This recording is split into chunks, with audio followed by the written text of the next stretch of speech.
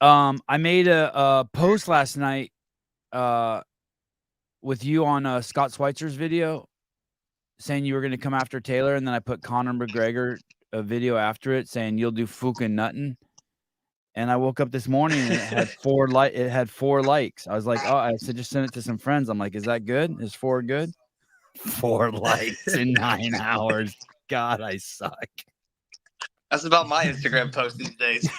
Dude, I thought I was so clever because I was up late last night watching that interview with you on the Clydesdale Media. And then I was like, oh, I'm going to put it together with that fucking Conor McGregor video. You'll do fucking nothing. And I fucking 4 likes. God, I'm a douche. Such a douche. If I was 18 years old, I'd fucking be on suicide watch today. Jesus. Hey, dude, I'm so fucking stoked you're gonna be in Carson. I fucking love you so much. And a couple of years ago, when I was just kind of getting into you, I was getting the impression from you that you were retiring. And then I watched the Scott video, and you were saying how that you're not training a lot, but you're healthy as fuck, and you seem all pumped to go. I'm stoked to see you, dude.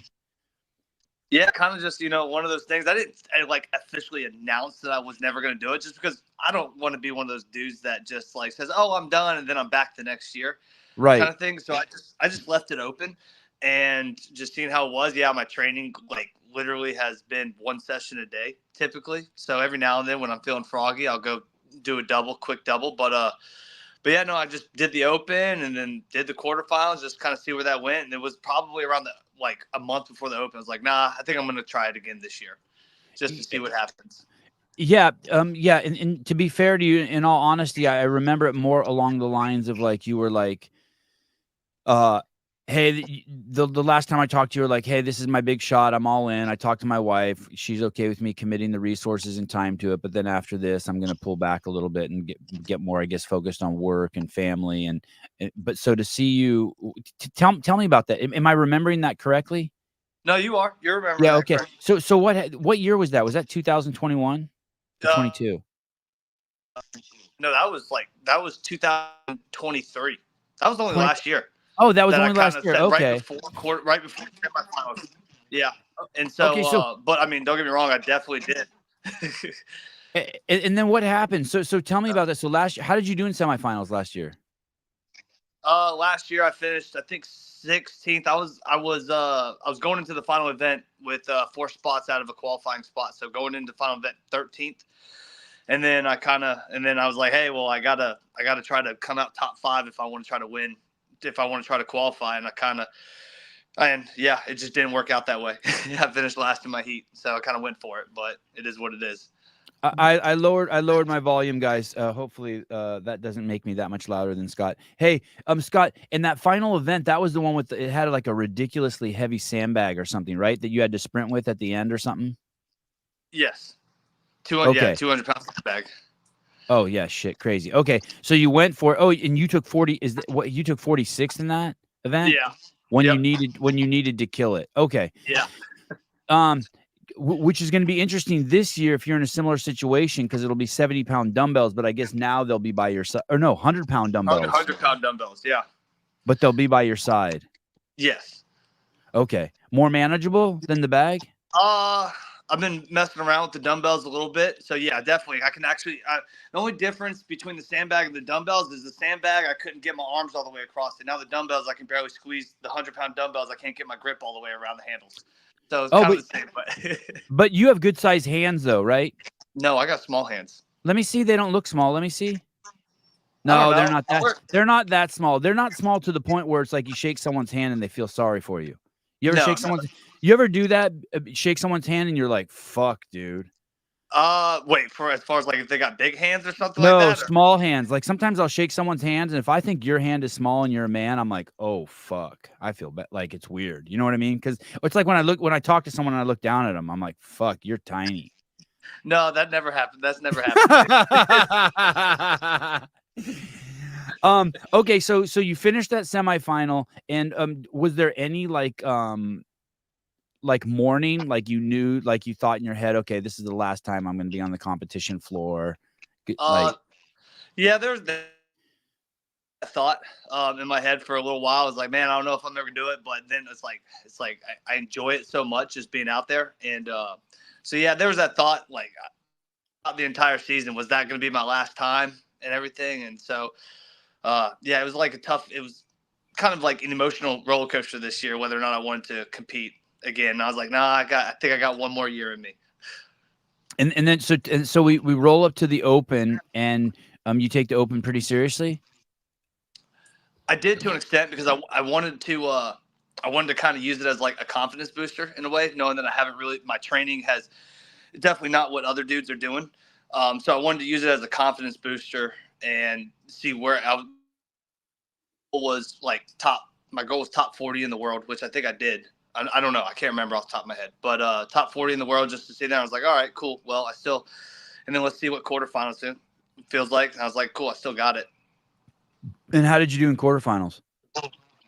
I finished. Well, I finished 13th in the West, but that was after all the crazy penalties from the step ups. So I think I finished 15th overall in the West before the penalties were assessed. So now I'm sitting 13th. But and yeah. How did the penalties affect you? Did you get any severe ones? No, I just got a six rep penalty for the box step up. Okay. That was it.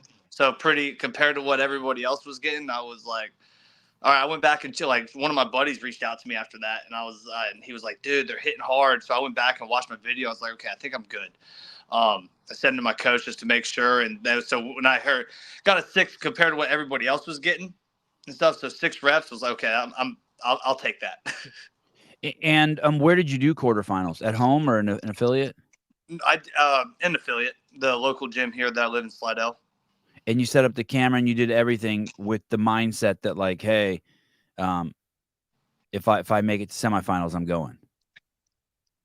Yeah, I did quarterfinals with the mindset like before I did quarterfinals, I was in the mindset, hey, I'm going again. And so I did that the quarterfinals with the intention of finishing top 10 so I could be in that final heat. No shit. Okay, so you were already in that mindset. You talk. Who do you talk to about that? You talk to your wife about that? You're like, yo, girl, I still got it after the Open. I talked to my wife about it, and she was okay. So she stopped being she's no longer a police officer, so her schedule's a little bit more open, and yeah, so she was like, okay, then if that's what you want to do, then if that's what makes you happy and that's what you want to do, then do it. Hey, where was she a cop at? She was a cop for the Slidell, Louisiana, the local PD here. And she was a street cop? Mm-hmm. No shit. And how long did she do that? She did that for almost 3 years. And why'd she quit? She didn't like it? It was crazy. The schedules with 2 kids, it's hard. Like she was working 12, like every 2 weeks they switched between day and night. And so whenever she was working nights, she was sleeping during the day. So even when she was home, she wasn't home because she was sleeping. And then when she was during the day, 12-hour shifts, it was like it's crazy schedule. And she was like, she just didn't like it, not being able to be home with the kids at all and everything. So, yeah. They don't accommodate moms with that? No. Interesting. I'm not for accommodating a lot of people, but I think you should accommodate moms. Yeah. No. I mean, don't get me wrong. They were very like, hey, if something came up, like family situation came up, like they were definitely cool with her. Okay, take your time off or whatever. Go do what you got to do. But as far as like working different hours or different schedule, no. Only when she was pregnant, they were very lenient towards her positions and what she was able to do. How old's your oldest boy? My oldest is 8. He'll be 9 in July. So she became a cop after she had her first kid. She went through the academy and all that. Yeah, so she became a cop. She started going through the process in 2020 or 2020, early 2021. How does that conversation go? Your wife's like, "Hey, I want to be a cop," and you're like, "No," and she's like, "Yes," and you're like, "Okay." No, I was all about it. I thought it was badass. Yeah, it is badass, but I'd be scared as shit. I'd be like, fuck that. You're not going out to be a cop. You got to fucking, you can't be getting fucking hurt. Well, I was more of the lines like I was more worried at night, the nighttime shifts because I would be Mm. sleeping and Mm-hmm. everything. Like, so like that was always my fear. Like I'd wake up to a phone call or something like that to where like, hey, she got injured or something. But I would always be like, hey, I like, cause she would get that like, I would just like, hey, everything calmed down around like towards like 3 a.m. or something like that after all the bars closed. So I was Mm-hmm. like, hey, just shoot me a text at like 4:30 or something. So I'm good. So whenever I wake up, like, I get a text that I'm waking up and I know that you're good. Yeah. Yeah. When you're a night cop, is she always out with a partner, or would she ever be No, solo? no. She rode every single day solo with after she went through her field training officer or FTO phase to where Yeah. she was learning. After that, she was in her own unit, but like they would have backup come. Um, if I may, your wife's pretty fucking hot. It fucking it's unsettling to me that she would be like pulling people over like at 4:30 in the morning. You know what I mean? By herself. I'd be like, are you out of your fucking mind? Yeah, no. Well, let me tell you something. My wife can be a bitch when the times come. Like obviously, like nobody fucked with her. Let's just Okay. say that. Okay. Okay. Good. Fuck. Oh, and now that she's done, are you stoked? With what? Like, now that she's done with the Cop thing? Like, do you sleep better at night? oh yeah, I sleep better at night. But yeah, it's nice to she's home now. We own a tattoo shop, so it works out now. She sets her own schedule. You own a tattoo shop? Mm-hmm. Are you the dude with the gun, or is she? No, I can't. Dude, my son is better at drawing stick figures than I am. So my wife's the lead artist there, and then That the that's amazing. So that takes crazy skills. She has those skills, huh? she does. And has she tattooed you? Oh yeah, I get free tattoos for life. Dude, that's amazing. Are She any of those ones? she did all this right here, and then she's working on my arm. I got one on my chest from her. I was pretty much her as when she was practicing. I was pretty much her skin. So I have like 6 or 7 tattoos from her. Does she talk about it being stressful writing on someone permanently? No, she used to when she first started, when she was new, she was like, oh man, I don't want to mess it up or whatever. But now she's been doing it for so long that it's just like she's good with it. There it is, hidden tattoo. Holy shit. And so how long's the tattoo shop been open? We we we purchased the shop in April of last year, and then we did complete renovation of the tattoo shop, and so we opened in October of last year. Is that a good is it a good business, or is it Yeah. hard? Is it hard? Is it like an affiliate? No, I mean I wouldn't know as far as an affiliate because I've never owned one or ran one, but as far as like a tattoo shop, it's all our employees are contracted, so it's a private tattoo studio, so they make their own hours, so it's pretty much whenever our artists want to book Yeah. that it's like, hey, open up whenever, and it's super easy.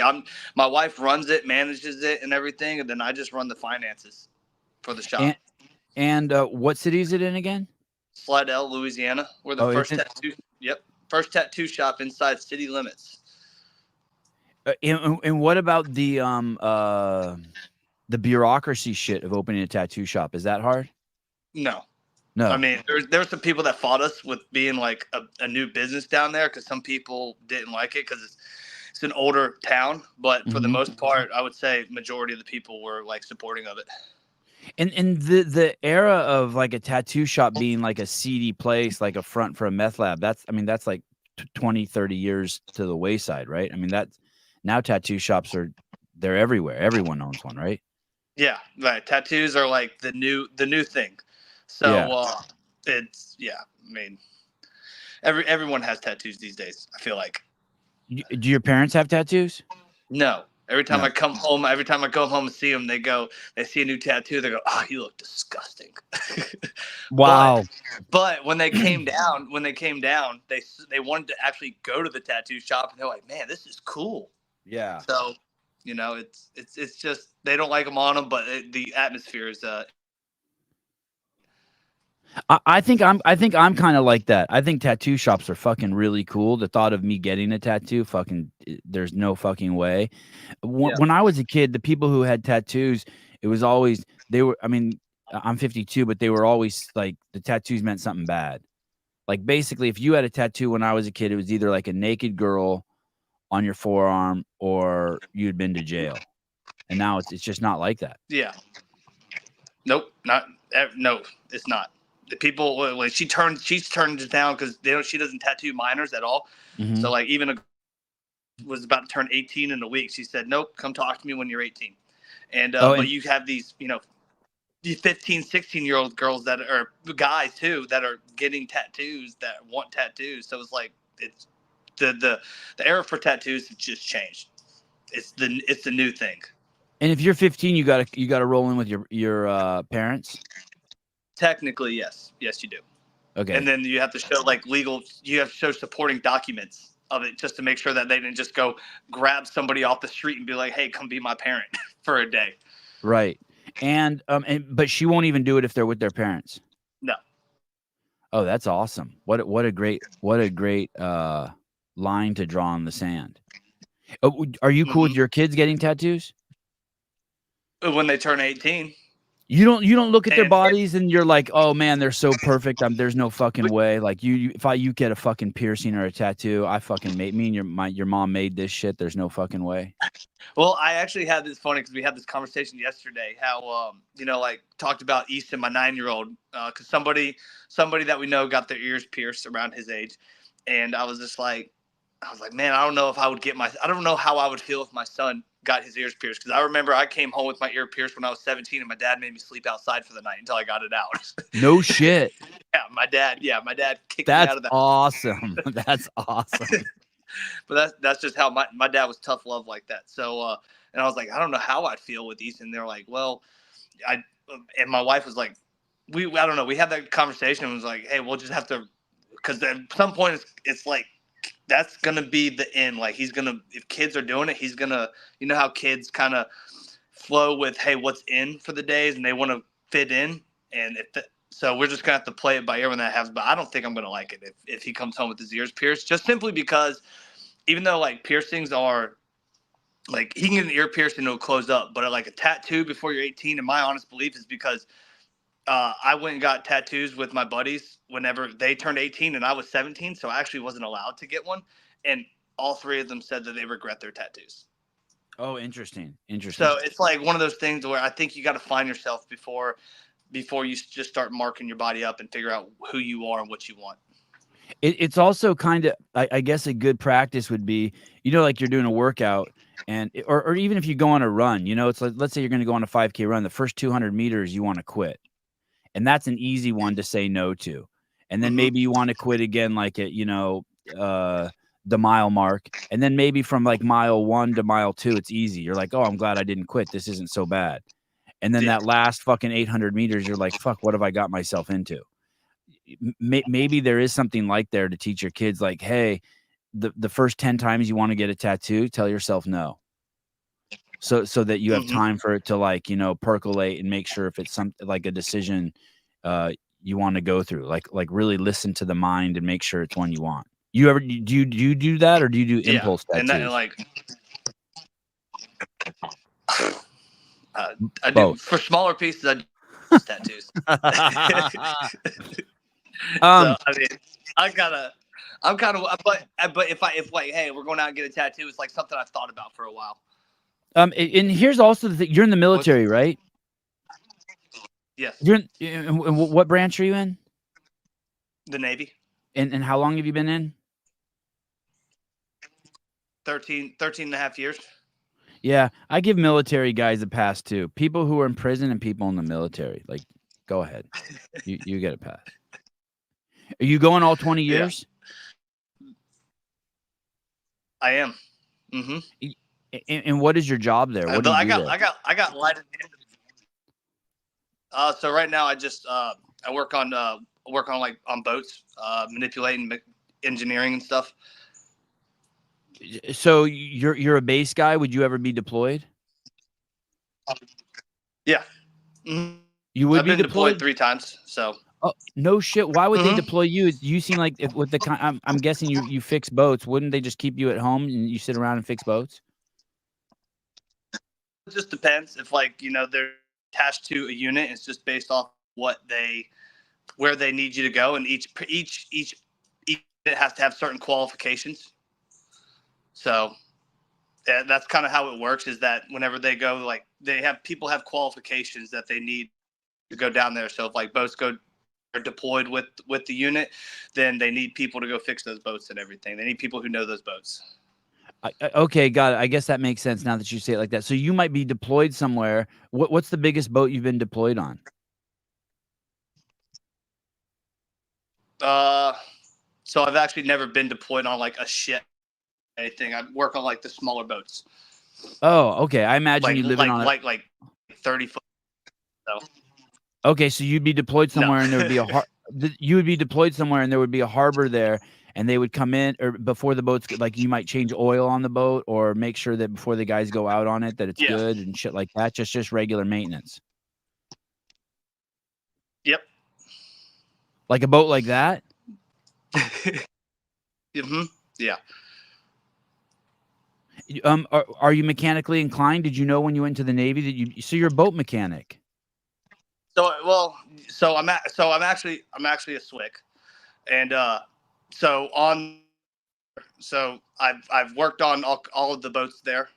Um, so yeah, I've had to learn them whenever I came in the military because before that, I I didn't actually know any type of mechanics. Special warfare combat crewman. That's a SWIC? Yeah. I'm looking. How about the guns on the boat? Would you repair those too? Would you change those out? Everything on the boat? You know everything? Yeah, I know majority of it. And every time there's a new So boat, you have to go to a just new depends class. on just. You go to a new class and learn the boat. So Oh yeah, they try to keep us up to date on it on those boats. that's a cool gig. What So about they have huh? go ahead. They have what? I'll say they have classes and everything. So when something new comes out, obviously we have to get up to speed on it so we know. Wad Zombie has a great question. Where's the craziest place on someone's body she's given a tattoo? She done like a labia or the side of a penis or ring around the butthole or anything crazy like that? No, so she has not done anything. I think the craziest spot is in the inside of going the chest, the clavicle going up underneath the breast there. She's done one there, and then she's done butts. Like a So butt I think cheek that's or the something. craziest spot. A butt cheek. Fortunately she hasn't had somebody come in and request something crazy. Hey, I want I want a tattoo on my labia. What do you want? I want the whole thing colored in pink. She probably wouldn't do that. There you go. She has her limits. Going into so semifinals are next week. They start Friday, Saturday, or Friday, and they go to Sunday. You're going to Carson. Yes. And Yep. how prepared are you compared to last year? Where is Scott Tetlow? Where is he in terms of his fitness and his health? Fitness, I'm right where I need to be. Health wise, this is the first time that I'm actually going into because I feel like at least for me, every single competition this, I have somewhat had some type of nagging injury, and this year I feel good probably because I have decreased my my volume a bit, but mentally I'm better than what I have been in the past. Because So you think there's less stress on you? Necessarily less stress. Like the goal is still the same. Like I'm gonna be the stress is gonna be real whenever I get there. But I've been talking to somebody about a sports psychologist a little bit about, hey, where do I need to be in mentally, and she's kind of helped pick me like, hey, this is what I feel like that you focus on whenever you compete. So I'm trying to go in there with the new mindset of where like kind of more stay in my lane, and so I feel ultimately better about that mentally. Tell me more about the sports psychologist. Whose idea was that? So actually, that was at the Southland Competitors Camp, the one that Brandon Luckett hosts. Uh-huh. And so Brandon Luckett brought the girl that he worked with, Katie Boschko, and she was sitting there talking. I'm like, man, like this is really cool. Like I love, first of all, I love mindset kind of things and like just mental toughness approaches towards situations. And so I turned to Brandon in the back. I said, hey, like what did you think of her? Like, was she really that much of a help? And he was like, she is one of the reasons why I qualified back. I can't remember what year. I think like 22 or something. Whenever his last individual event was. So I was like, shit, okay, well, let's give it a go. It's something I've never tried before. So I called her up, and I've been having conversations with her weekly, bi-weekly, and whenever the schedule permits. And it's definitely like it's a realization of what I've kind of focused on whenever I go to compete. I go, oh, like I never wanted to admit that I focused on that stuff, but I did focus on it. And it was like, or like, for instance, like what other guys were lifting, or what, like knowing that I'm not one of the strongest athletes. It's like I'm comparing myself versus like I realized that, hey, I'm not going to be able to lift as much as some of those dudes. So let's just go out there and stay in my lane. But I still let that kind of affect me, be like go out to the field, like still comparing myself. And ultimately that's like a negative no. So trying to switch that mindset into thinking like, hey, what are you capable of, and go out and surprise yourself. And I guess there's two ways to think of it. Maybe more. Do you think it's going to actually help you perform, as opposed to like why isn't it okay? Like there might be things that like might not be good for your happiness, right? But there might be things that are good for your competition. Like maybe it is good. Like I remember, I think one time when Mike Tyson was young, someone's like, "Hey, you should see a shrink," and he's like, "No, I need my demons. It's why I'm so good." Like, yeah, I mean, I think that everybody has their way of mental fortitude going about things, how they think about stuff, and it works for some people it doesn't work for. So you have to find who you are and how you best compete, how you best throw down with the guys next to you, to the right and to the left, because ultimately, like some events, yeah, you're going to be competing against other guys. Sometimes you're just competing against yourself. Hey, is Brandon Luckett the real deal? You think he goes to the games this year? He looks amazing. I think he has just as good a shot. I think he has just as good a shot as anybody. Yeah. Okay. I mean, he's physically, he's definitely physically capable of it. He was another guy that I interviewed, interestingly enough, who kind of gave me the same impression you gave me, that like, okay, he was done trying to compete at the highest level. Like he was going to focus on, marriage, work, business, and now here he is. And I think he's in a similar boat that you are. I think he feels as good as he's ever felt. Yeah. I know. I talked to him because he lives 5 minutes from me. Him, Will Leahy, and then like there's a handful of guys. There's a handful of guys that are within like a 50-mile radius of this that are high level competitors. So I went up and I worked out with them one day, and I was kind of like messing around with them. I was like, dude, I thought you were retiring, because obviously like he's the dude to obviously watch for a semifinals. So I was like, dude, I thought you were retiring. I was trying to get a feel for that, and he goes, oh, I'm just kind of the same way with that I was. He was like, I'm just going until I don't want to do it anymore. And what about Will Leahy? I know Andrew's way big on Will Leahy. Is he the real deal? I'm having trouble like getting my head wrapped around that he's the real deal. He, compared to where he started, he reached out to me in 2021, and the guy didn't even know what a hook grip was. Could barely clean 275 or something like that. So, compare he started to what he is now. and he's only like 20, 21, 22 years old. The dude's got such potential. Like he's the real deal. He'd be the real deal if he's not the real deal now. I'm telling you, the kid, the way he trains and everything, he is have that. I'm giving up everything for this, in a way. Yeah, I got that impression from Andrew too. That basically he's on. These aren't Andrew's words; these are my words. But that basically he's on the Fraser regiment. That it's basically like, work out, go sit on couch. Work out, go sit on couch. That basically he's singularly focused on his mission. Yeah, and that's kind of what I would honestly compare it to as well. Like, I mean, I don't know Matthew Fraser, but like what he actually did or anything, but from what I've heard, I would probably compare it to that. Sure. And you're on a totally different regiment. You're just like, hey, I'm staying really fit. I take the hour, 2 hours I train daily very seriously, but hey, I'm just cruising through life. I'm like dad and job, and it sounds like you're gone the opposite way of them, or of Will Ahey. Yeah. Well, the way I thought about it is that it was so much like trying last. I was trying to like. I followed Mayhem last year, and nothing against Mayhem, awesome people there.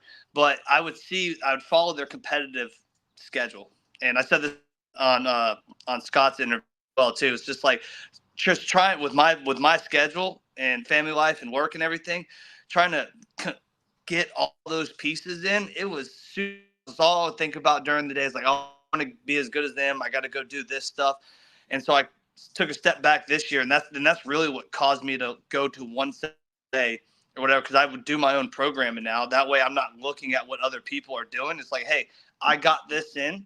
This was my primary focus for the day. I got this in. I feel good about myself. And if time permitted, I would just, if I had a 45-minute window or something like that of no kids, no workers, and I would write myself something and go get an additional piece in. But it wasn't like I wasn't stressing about doing more stuff throughout the day. And that's why I just went to that single session. But that single session is I'm not like messing around in there. I get in, warm up if I warm up, and get after it, get out. The intensity's there. Still getting three to four separate pieces within that 2 hours. Just the intensity is higher than if I had 4 or 5 hours in the gym. How old are you? 31. And 3 kids and a wife and a tattoo shop. Two kids. 2 kids. Oh, who's the third? Have third. Who's the third kid in that photo? Is your wife's holding a little kid? That's not yours? No, that is mine. So Easton brought in the vacation this past year. My son Easton brought one of his friends up with us. Oh God, you're a good dad, man. So you're a good dad. So I got a 9-year-old and a 2-year-old. And you let him bring his friend. Damn. Yeah. Damn, you're a good dad. Sergio. What's up? Oh, you're breaking up pretty bad. Hey, my kids always want to have kids over to the house, and I fucking hate it. I feel bad because I remember being a kid and always wanted people over, but they always want to have someone over, and I fucking hate it. 1, I don't want to fucking talk to the parents. 2, I just don't want to deal with it. I'm fucking horrible like that. You're a good dude for letting them bring one on vacation. Yeah. Sometimes bringing a kid on vacation or having a kid over, actually less.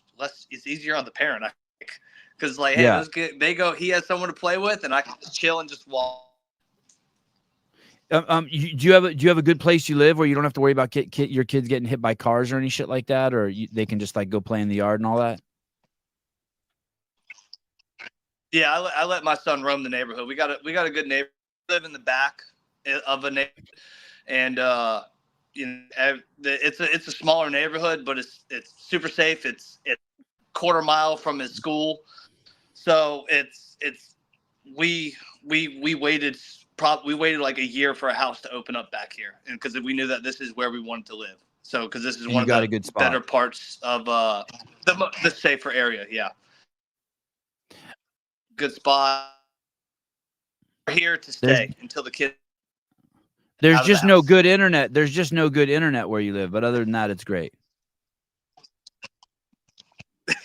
Breaking up that bad? Oh, dude, it's so bad. Am I You're lucky breaking up? oh my God, the Am whole I time really? you're lucky you have a good smile. I'd have kicked you to the curb. Scott Berseno, Scott Tetlow is making it to the games. Make sure you sign my Uplift shirt when you ship them bad boys. Hello? Hey. Hey, you there? No, I tried I'm not. switching it because okay, I tried switching it because maybe I thought the internet was like low or something. So I tried going on the data. I don't know. I'm on my phone. I don't have a computer in my house. It broke. I like that. The internet was low. I thought the internet was low. I'm from Louisiana. Yeah. Uh when you who's going to semifinals with you in Carson? Are you bringing the family, the wife, or are you going with athletes? What's the plan there? I'm bringing my wife, and then I have my buddy slash coach John, who goes to the same gym as me, and then we have another female, Annalise Moore, um, who is going to who's also going to be competing up there. So, and then her and one of our good friends, we have like a group of 4, and then one of her friends, Becca, my friend as well too, but Becca, and then her family's going up there group this time. Have you done the workouts? I have. And what did you think? And what did you think? I mean, I think that this is, as far as like the workouts go, it's pretty straightforward. It's CrossFit. There's nothing like flashy in them that can hold somebody up or anything. It's everything it's everything we train for. So, the only thing that's different is probably the farmer carry lunges. That's something that 100-pound dumbbells that I don't think a lot of people train as much. Usually it's with the barbell or something as far as lunges go, or with kettlebells. So I think that's going to be, those 100-pound dumbbells are going to be heavy for everyone. Let me ask you about two of the workouts specifically. There's one where it's a row and then handstand walk. Did you fuck with that one? Mm-hmm. And and how did that go? You feel good about it? Yeah, that's actually one of my favorite workouts. It is. The week. Yeah. You have no issues being on your hand with elevated heart rate? No. Okay. And do you think that that's a handstand walking workout or a row workout? I think it's a handstand walking workout until the 800-meter row. That if you can, like the 400-meter row, like you can hold your 500-meter pace, but at the same time, it's like you're actually not even rowing 500 meters. So you could actually go, I feel like you can go slower on that. And then I think you got to make it up on your hands at the beginning. And then that 800-meter row is when you got to push it, knowing that it's just a 72-foot sprint to the end on your hands. So handstand walk at the beginning, because the faster you can go, the faster you get back to the row, and you might be able to save yourself some split times on the 500 on the row. And then after that, you got to just lay the hammer down. I mean, some of those, I watched guys going, those dudes are holding like 138s to 140s on that final 800 row. And I mean, that's to hold that at the end of a workout, that's hard. So that's why I think it comes down to who can hold that at the end. And then the final workout, those I forget what the first movement is, but there's some movement, and then you got to go to 15 muscle ups. Are those 15 muscle ups pretty relevant? Is that where it's won or lost, or is it maybe holding the dumbbells and not letting your grip fatigue? Let's start with the muscle ups. How about those 15 muscle ups?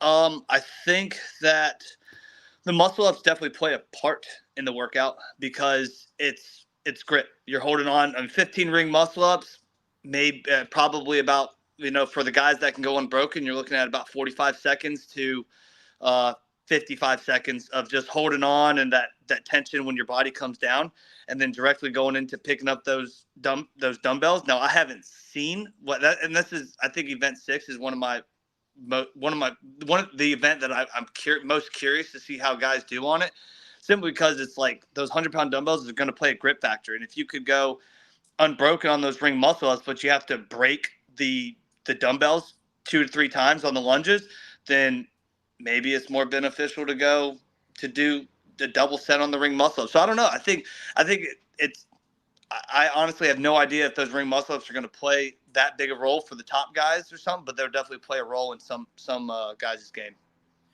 I'm guessing it's like 25 lunges with the dumbbells. 70. It's 72 feet. Yep. So it's about 10 steps for me for every 25. So yeah. So 30. So Okay. 30 for me, So 25 for regular size people. So me and so Colton will be doing 30. yeah, and then those that's going to be huge right there. If you put those down, every time you put those down, you kind of just have to assume one dude passed you. Yeah. Essentially. I mean, depends. You pick them back up though. You know, if it's a strategic break, then you know it might not be one dude passing you. You might be you passing another guy just because you can hold on at the end.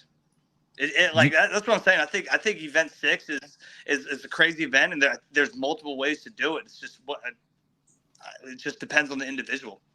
And you definitely don't want to get you definitely, I guess, two things. You don't want to fail a muscle up, and you don't want to get a penalty on the lunge. You don't want to have the ref tell you have to go back. Yes. It's huge. I don't know. Like everything is in segments of like 12 feet this week. So I don't know if they're going to make it 6-foot sections to where you have to complete, or you have to complete 24-foot sections, or you have to complete 12-foot sections. I don't know.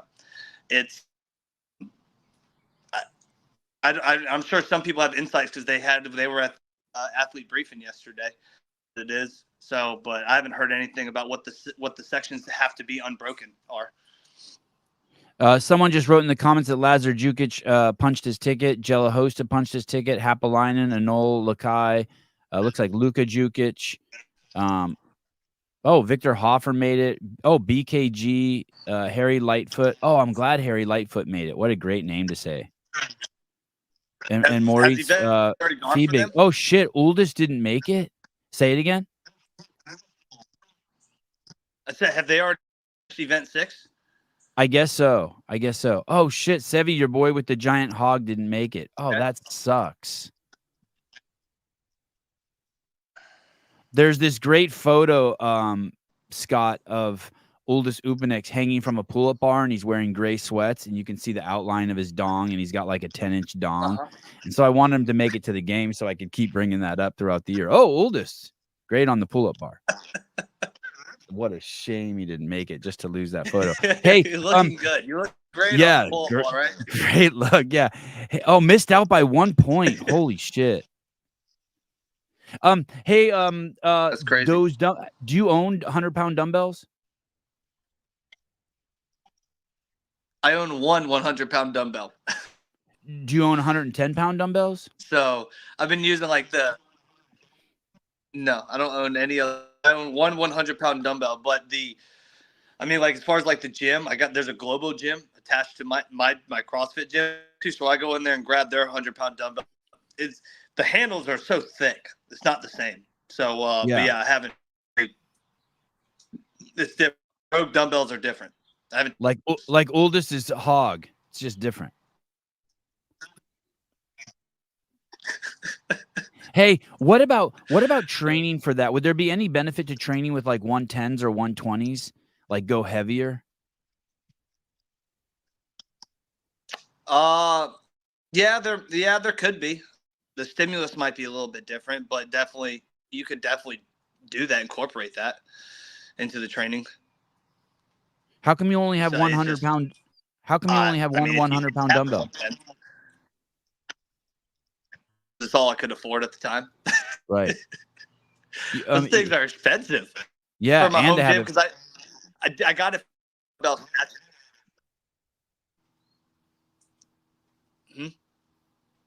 Damn, you're breaking up bad. Hey, I'm really excited to see you come into Carson. I really appreciate you coming on.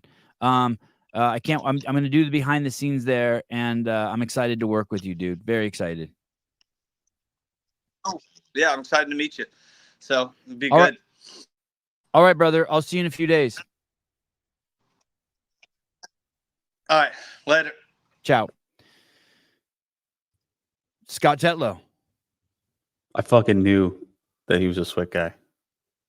Oh, just by looking at him? No, I've been trying to figure it out for as long as we've known him. And he never says anything about his job. And when he said a 30-foot boat, I knew there's only one 30-foot boat in the Navy, and that's what it is. Tell me what. So basically, does he do everything? Like make sure there's enough life jackets, make sure the gun's working, make sure the engine's right. It's way more than that. They like cruise in on. It's like special warfare shit. It's like Navy SEAL shit. Like he's like blowing shit up and shooting 50 cal guns and flying in hot in the river boats and shit. And he does that too, you think? Or he's the mechanic? No, he does that shit. Oh, he does? Yeah. He's way cooler than he leads on. Oh, interesting. Okay. He was so humble about it. I know. Interesting. Well, we have Rebecca Fuselier on. We know she's not humble. Rebecca, what's up, girl? Nothing much. Dude. It's time for our annual chat, right? Yeah, dude. If you were a man, I'd say you the man. I was trying to like think of like a good way to understand you today, just in terms of your relationship with like the outside world. You don't have any of your Instagram account's blowing up. Everyone I know fucking loves you to death. You're like you have a shitload of followers, and yet you have none of you've done it your own way, and you have none of the like I don't know, you know what I mean? Like you're not the poster child for fucking rad. You know what I mean? Yeah. And I'm just so impressed. You're like the hot goth girl at high school that the fucking football guys want to date. Like they can't get their fucking head wrapped around it. They're like, okay, that's great. So first of all, when you figure that out, let me know, because I still haven't figured out myself, like who I am, what all this is. But it is, unfortunately, like I'm getting old. Many people, including Matt, and we all know how our relationship has been informing me that I'm getting old because I'm 24 now. And over the years, I've learned that I was more popular in high school than I thought I was, because I was the scary CrossFit girl. Oh, awesome. Yeah, like people, you've blazed your own way. So congratulations. Thank you. It's an inspiration, and you stayed close to your coaching roots and to to obviously your local community, and you're just cool as shit. Thank you. I mean, I think the biggest thing I'm always feeling like I'm testing myself on, is this truly me? Is this truly what I want to do, kind of deal? 24. So you're still young. You're actually not getting old. How do you feel? How's the athlete inside of Rebecca Fuselier feel as we approach Carson? Well, like just being that I'm still competing with this much like enjoyment is awesome. I mean, I'm more excited than ever this year. I feel like I can look back at so much of just my CrossFit career in general and be like, hey, these are the years, we're coming up on the years I've been waiting for of being stronger, being like more developed as an athlete. And I feel good. I'm super happy my body's holding up the way it is, and I'm very thankful for that, because I mean, it can be a bit of a beatdown sometimes. So I like what you're saying. You're basically like, you're like the kid who's out riding a motorcycle and he's racing at the track, but he could never afford the good bike. And then this is his first year with the good bike. Basically, you knew that at some point you would, or as the years went on, you would acquire more and more tools and skills to present, meaning you would get stronger, get better at the movements. And you feel like some of the goals you had in terms of your abilities are now coming to fruition. The hard work's paying off, and you're seeing the training. You're like, oh, I can do that now. Yeah, absolutely. Like I know even from today, like these aren't going to be my strongest years. As long as we do our job of keeping my body healthy and my brain healthy as well, it's only up from here. Meaning you think you're still getting stronger. You're still getting better at 24. Absolutely. Absolutely. Can you get, I think that's more of just like my body type too. I mean, we all know I'm a small athlete, so I'm just trying to pack on as much muscle as I can each year. Are you putting on weight also? Like, do you have like some sort of objective metric like that? Like you used to weigh 130 and now you're 142 or something like that? At the games when I qualified in 2022, I was 125, and I went into the games like rather small because the training leading up to that, it was really hard for me to keep on weight.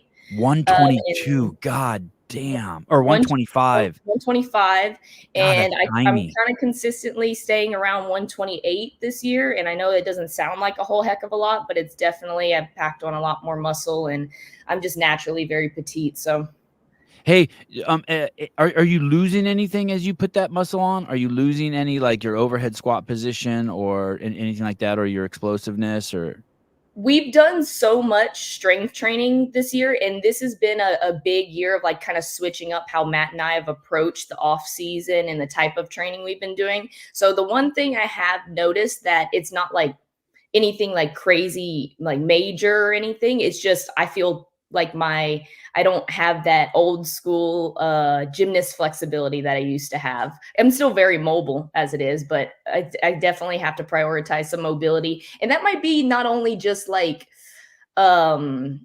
just packing on a little bit more muscle. It's more just the type of training that you do. It's a lot of powerlifting, and I got to keep like all my hips loose, my shoulders loose, and everything, because we do a lot of squatting, a lot of pressing. Pool Boy says his right testicle weighs more than 128. Wow. Congratulations to you. Yeah. Elephantitis. Emily, look, everyone wants to talk about weight now. 119. God damn. What do you go eat something? And eating a lot. Been eating a lot. When do you show up to Carson? I leave on Tuesday. And why so early? We kind of we used to be those people in the past that kind of push being at the gym as long as we could to try to not mess with our gym schedule and everything. But we kind of were bouncing back between Tuesday and Wednesday, and our Tuesday schedule kind of makes it more available for us. So we're like, might as well get over there when we can and start acclimating to just the time and what it feels like over there. And it's kind of over the years, because we did this at Wadapalooza one year. We got there, we cut it way too close to competition. And it was one time that I was like, well, that's kind of a bummer. I feel like I wasn't myself on day one. Mhm. And the fact that we only compete like 1 to 2 to 3 if you make it to the games. Like for me, it's like Wadapalooza Semifinals is my other live event. And if you make it to the games, that's the bonus round. Is I'm going to make it count. So we're going to get there early, get acclimated, make sure my food is ready to go. And yeah, everything's set in place before we start competing. Do you do hotel or Airbnb? We were looking at both, but we're going to stay in a hotel that has a little kitchen and everything in it. So and are you close to the venue? Yeah, I think so. I think we're pretty close, like within 10 minutes. Have you been to Carson before? Yes, I have, once when I competed in 2016 as a teenager. Oh shit. So this is really cool. This Wow. is coming full circle. How did you do as a teenager? Horrible. Oh, you did? Okay. But you made it. I made it as a teenager. So that was when they took straight from the open for the age groups. And that year it was top 10 in the world in the open. So holy shit, look at you. Oh, you did get strong. Yeah, you see that little stick figure? Wow. It doesn't even seem real when I look back at those old videos. But yeah, so in 2016 we were there in Carson, and I only competed in the soccer stadium. There it is. So I'm excited to head back. It's going to come full circle. How often are you setting PRs? Do you set a PR every month in something? I mean, it's hard to really say because well, the type of training we've been doing is like we're trying like different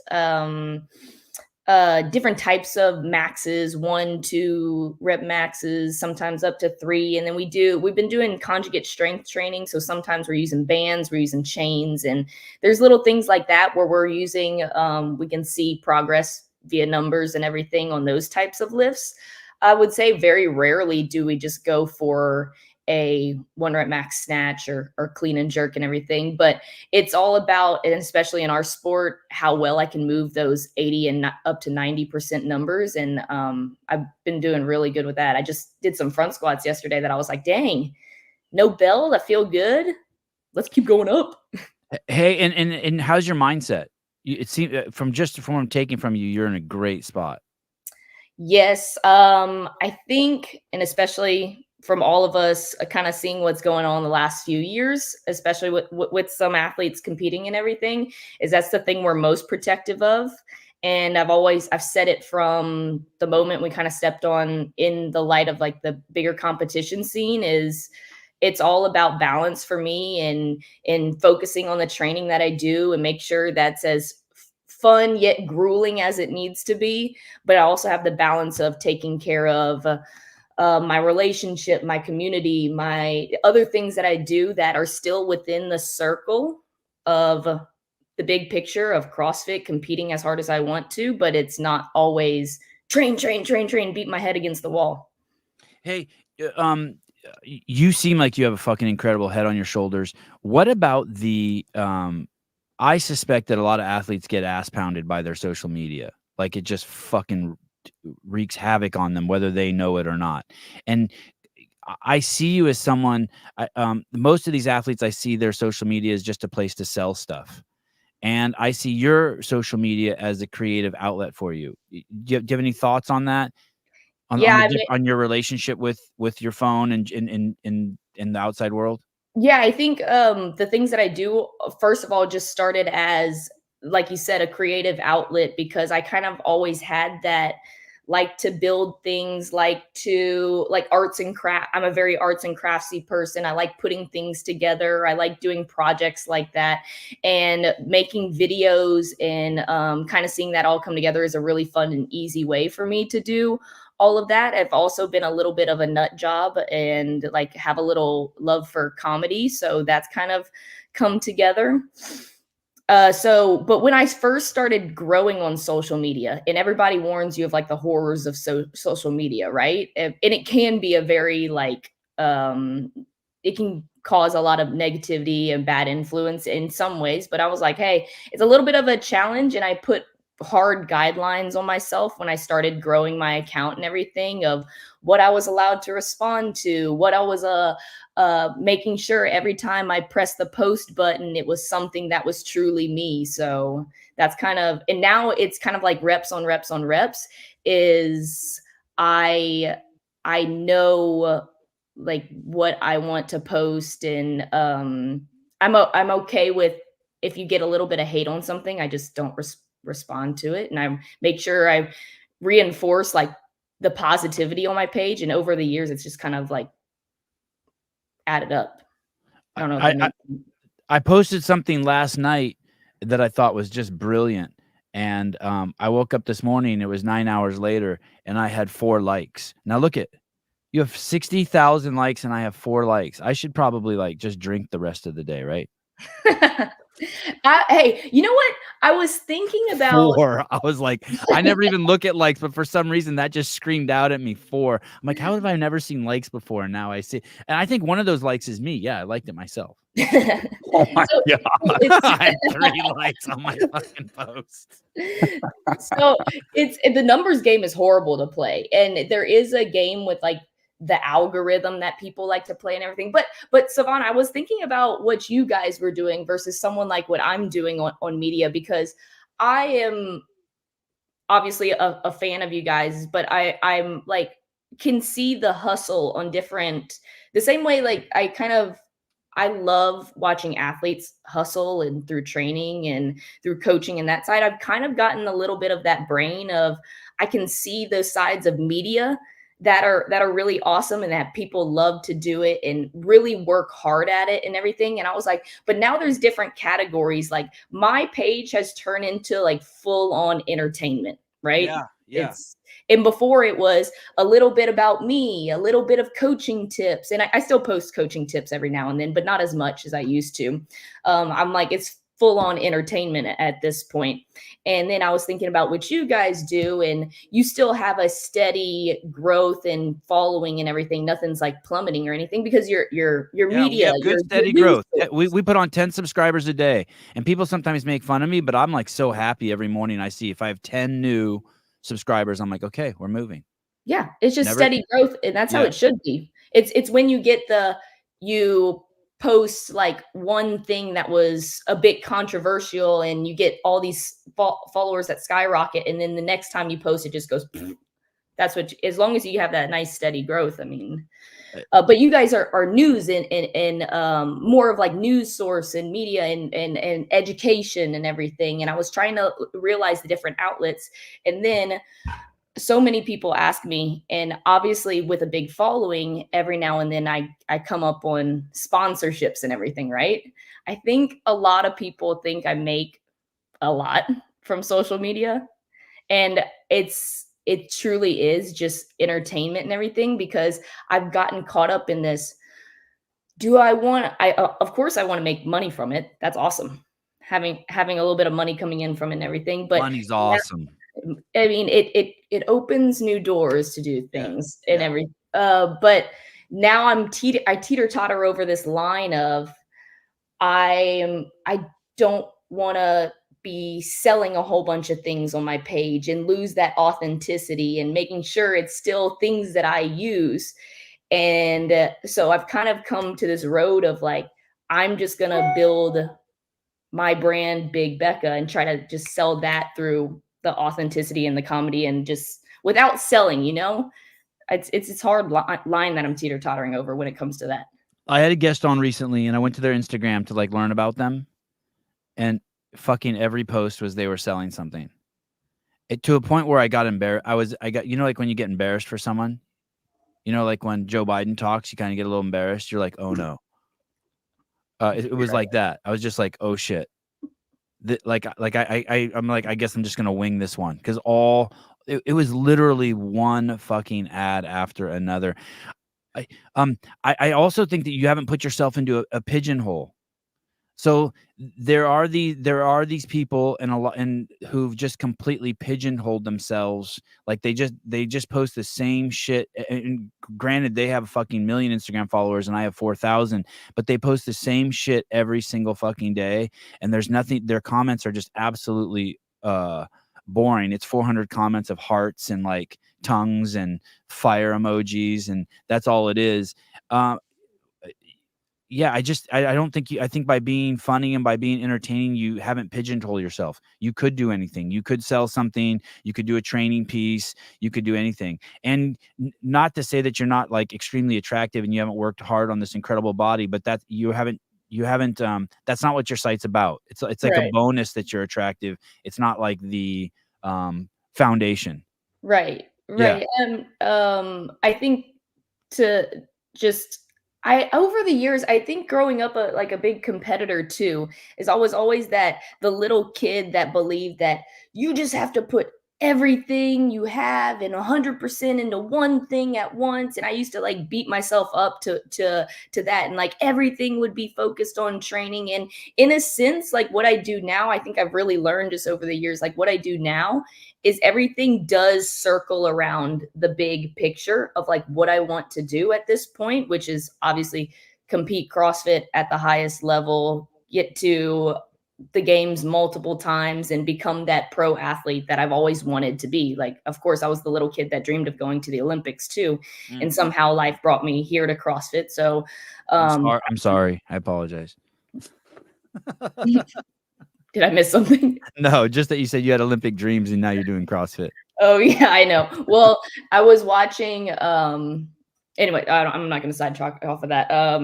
You can. Anyways, everything's still like centered around the major goal, but it's not. I've closed all the doors to everything else, and I made sure, like something like CrossFit, as much as I love it, it's not that big, and I want to do big things with it. I'm so for helping CrossFit, and I hope people realize this. Like, I want CrossFit to be as big as I think it could possibly ever be, and continue to change the world the way it has. But there's also different outlets that I have open for, if I don't want to say it, but if I get injured in competition and my competition career ends, or something changes and I don't want to do that. So yeah, making sure I don't close off opportunities too. Meanwhile, Big Becca is a front runner in the CrossFit comedy space. That's for sure. Paper Street Coffee. I sponsor the podcast because Sevi and Caleb are sexy. No duh. Wow. Sluts. Just sluts. I'll buy anything Becca sells, even a banana hammock. Wow. I don't believe I have that on my website yet. Do you have you do Yet. have a Yeah. you do have a web like a marketplace? You do have a website like where you sell something? I literally just opened up a shop page on my website with all of our new merch. Oh, cool. Merch. Yes. Oh, these are cool. Oh, that's why you said Big Becca. Yeah. Who designed these? I rough sketch them. My little sister mocks them up digitally, and then we print them ourselves. Look at So you. it's all a Good on family you. affair. Good on you. Who's the model? Person I pulled from the internet. Oh, okay. We should get Matt to model. Matt who? My husband. Oh, yeah, Matt. for sure, always. You Matt. want to model, Savon? No. No? Okay. Well, maybe if I grow my locks out again. Mhm. There That's we go. You ever had lice? no. Oh. We had a lice break. My kids do jujitsu, and for the last 2 months, they've been Oh, gosh. warning us that there's lice, and I'm like, nah, we don't got it. Oh gosh. And then That's my rough. kids started waking up itching. My Oh wife's gosh. like, hey, they have it. So we all took a number 1 razor and shaved our heads. Not my wife though. I was gonna say, she didn't cut her hair? No. No, lice creep you out. They don't creep me out. Some people think they're really gross. They I creep just don't you out. want to. I just don't want to deal with it. I mean, don't you have to wash the entire house if that happens? Yeah, dude, our washing machine has been going like 15 loads. It's just always going. Like I woke up this morning at 6 and I went and it was going. Like my wife must have got up in the middle of the night. Like it's just going. The closest thing we've gotten to that is Crabs. no. Shit. No, Blitz has brought in ticks. Our Oh dog. yeah, ticks are fun. I don't like ticks, but whenever you catch one, it's kind of fun, right? Like you catch one on your arm and like, you little fucker. Well, one was on Matt, and we did the whole process of when you have to like heat its head, when Oh, it's it like had already bit into him. yeah. Luckily it wasn't like I don't know, they bury or something? Bury the head in your skin. Yeah, and we took like a hot a metal skewer and like heated it up and put it on it, and then like we got it off. So Did it back out on its own? Like you heat it up and it's like, fuck this, I'm out. yeah, I think that's why you do that. I could be wrong, but yeah, that's why we kind of like heated it up. And then we were like, screw you, little guy. What are we going to do with this guy next? I don't want him around. So we went and like, this is like at 7 a.m. one Sunday morning. Yeah. And we put him on the barbecue pit. Oh. And we like lit it on fire. Yeah. And the thing like popped and I screamed so loud. I felt bad. I was like, was he pretty full? Had he drank some blood? Like, was he, because normally ticks are flat. Was he full? Was he big and puffy when you pulled him off? No, but I think we caught it in time, but turns out. I like, when I see them, I like to bring them inside and set them on the kitchen counter and like play with them a little bit. Cause you can push on them with your thumb as hard as you can. And it does nothing to them because they can lie flat. And then eventually I'll take something sharp and cut them in half. Nice. I know, pretty sadistic. This is why I like your show, Savon. It's educational. Tick management. Have you done the workouts? I have done some of them. I have not tested 100% of them. We've done most of them, but we always have our way of going about structuring them to where we learn the most about them and train for them properly without overdoing them. And have you done, we'll come back to the workout specifically in a second, but have you looked at the list of gals that you're going to be going against and looked at yourself and been like, okay, I'm knocking that bitch off. Ooh, that bitch is going to be tough. Like, have you gone through that and seen like, I do that a little bit in my head. Bless you. We do whole shows on it. We get, I make like $500 off a show just doing that. Yo. Oh, I know. We keep up with you're dumb if you don't keep up with you guys. I mean, if you're competing, I do that a little bit, but it's more Matt, and he's the numbers guy too, that goes and looks at that. Because I mean, I'm pretty much okay with talking about the workouts and studying and putting some effort in like that. But as soon as I feel like it's exhausting me, I'm just like, okay, I'm gonna back away from this and let coach do the work. And you're able to do that. Yeah. And what about visualizing the workouts? Do you do that? Big time. And that's something I've learned over the years of competing and getting better at competing is how to visualize good reps. And in CrossFit, the world of pain, you just learn where it hurts and how you're going to talk yourself through all of that. So I'm a big believer in visualizing and running through mental reps. Give me like that last workout with the muscle ups and the farmer carry with the lunges. How would you visualize that? Would you and 30 cals on the Echo Bike. Thank you. I kept forgetting what that was. Would you actually sit there for 60 seconds and visualize yourself doing all 15 of those muscle ups? So for that one, it being the finale, and they always like to put us in these spots in the finale, like these racing, Yeah. the full-fledged God sprint bless to the them. finish Yes. line. Yes.